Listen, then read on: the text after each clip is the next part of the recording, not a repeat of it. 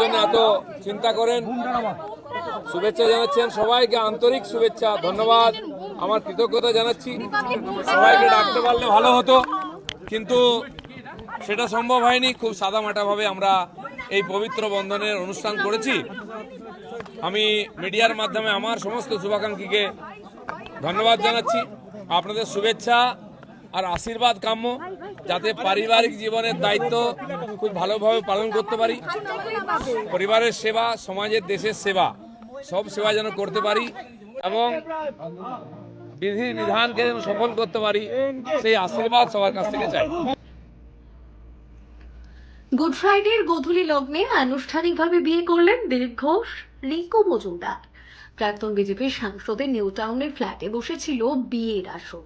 দুই পরিবারের কিছু সদস্য এবং ঘনিষ্ঠ কয়েকজনের উপস্থিতিতে চার হাত এক হয় দুজনে।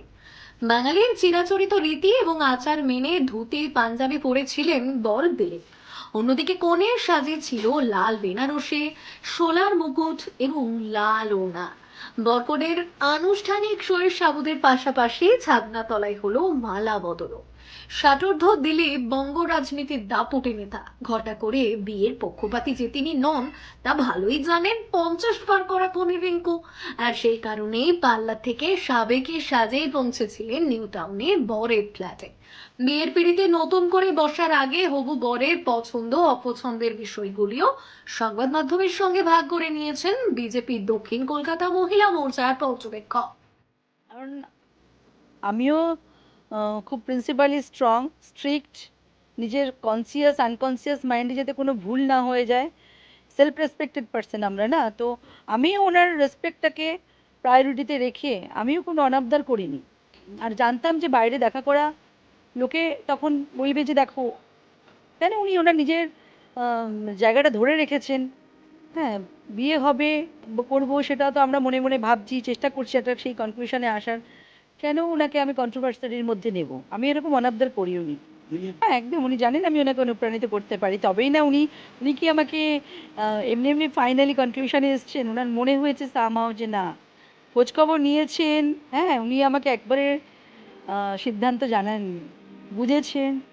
আর আমি ওনার সেই সম্মানটা রাখবো, ওনাকে আমি কখনোই কমজোর হতে দেবো না। ইচ্ছে থাকলেও মায়ের বিয়েতে থাকতে পারেননি রিঙ্কু মজুমদারের একমাত্র পুত্র সৃঞ্জয়। সেক্টর 5-এর তথ্য প্রযুক্তি কর্মী, বছর 25-এর সৃঞ্জয় বর্তমানে ভিন রাজ্যে। তবে কলকাতায় ফেরার সময়ে দুজনের জন্যই উপহার আনবেন বলেও জানিয়েছেন।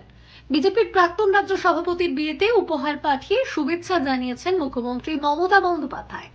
রাজনীতিতে তাদের সম্পর্ক একরকম সাপে নেউলে। তবে রাজনৈতিক মতবিরোধ দূরে ঠেলে সৌজন্যের নজির দেখিয়ে ফুলের তোড়া ও শুভেচ্ছা বার্তা পাঠিয়েছেন Trinamool supremo Mamata Bandyopadhyay. Bureau report, আজকের ছাত্রা।